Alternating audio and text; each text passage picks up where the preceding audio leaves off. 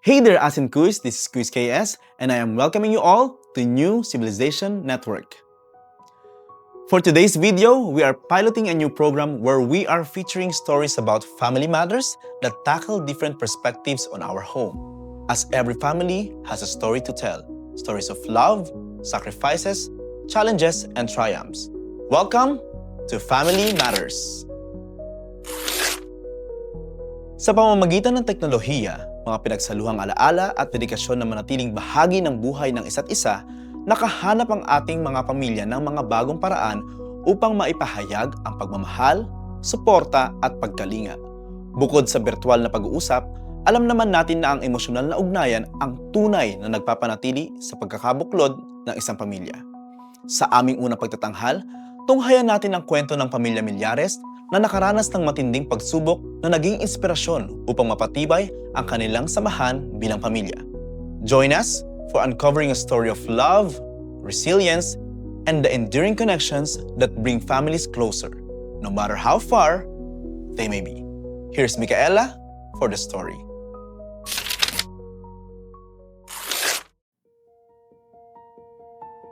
Sabi nila, ang distansya raw ang isa sa pinakamalaking pagsubok sa alinmang relasyon. Ayon sa pag-aaral ng University of the Philippines Population Institute na inilathala noong November 2022, isa sa bawat 3 Pilipino ang lumaking hindi kasama ang magulang. At sa datos ng pag-aaral na isinagawa noong taong 2013 hanggang 2021, isa sa pinakapangkaraniwang dahilan kung bakit hindi kapwa napapalaki ng magulang ang isang bata ay dahil sa ang isa o parehong magulang ay nagtatrabaho sa malayong lugar. Sa madaling salita, libo-libong mag-asawa ang araw-araw na lumalaban sa tawag ng distansya. Ngunit paano nga ba nananatiling buo at masaya ang isang tahanan kung libo-libong kilometro ang layo ng halihit? Ngayong araw, masasaksihan natin ang buhay ni Florabel Millares, isang pamilyang nagpapatunay na hindi kailanman mababawasan ng distansya ang totoong pagmamahal. Hi po tita, ano pong trabaho ni tatay at gaano na po kayo katagal sa ganitong LDR na set? Seaman, tapos almost 17 years na po kami. And ilan po yung anak ninyo at paano niyo po ipinaliwanag sa kanila kung bakit kailangan magtrabaho ni tatay sa malayo? 3 po. Tapos kailangan magtrabaho ng papa nila kasi syempre para sa kinabukasan nila. Para pagdating ng panahon, hindi sila mahirapan. Sa makabagong panahon, hindi na lang basta tawagan o sulat ang tulay ng mga magkakalayo. Ang simpleng litrato ng tanghalian, maikling mensahe ng pangangamusta, o kahit ang pag-iwan na nakabukas ang video call habang nag-aasikaso sa bahay, ay nagsisilbing mga paraan na para maramdaman nilang magkakasama pa rin sila. Tita, bukod po sa araw-araw na video call, ano po yung simpleng bagay na ginagawa ni tatay mula sa malayo na nagpaparamdam po sa inyo na nandito pa rin siya sa tabi ninyo? Yun, yung magpapadala sa GCash namin, tapos sasabihin niya na labas kami ng mga anak ko, tapos kakain sa labas, tapos kung may gustong bilhin, bibilhin, yun, ibigay niya.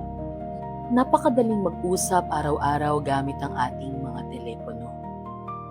Pero sa panahon ngayon na sobrang dali ring mawala ng tiwala, lalo na kapag magkalayo, paano nga ba pinoprotektahan ng mag-asawa ang tiwala nila sa isa't isa? So, sino po yung mas siloso o mas maraming paalala sa inyo?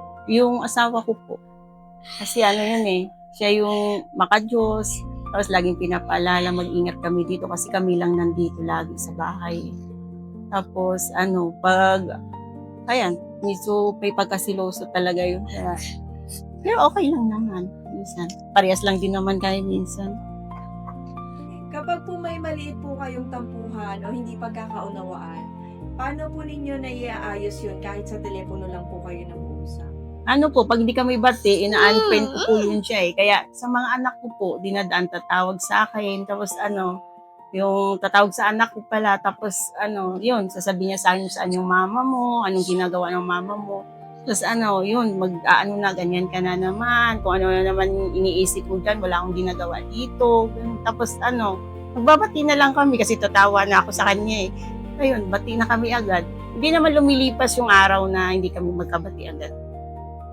Hindi maiiwasan na may mga gabing tahimik ang bahay at mararamdaman mo ang pangungulila. Pero kapag ang layunin ninyo ay mas malaki kaysa sa lungkot, ang bawat araw na lumilipas ay hindi pabigat, kundi isang hakbang pabalik sa piling ng isa't isa. Tita, para kanino po at para saan niyo po ginagawa ang sacrifice na to? Para sa mga anak po namin, para sa future po nila balang araw. And ano po, kung magre-retire na po si tatay at hindi na po siya muling aalis, ano po yung unang-unang gagawin ninyo na magkasama kayo?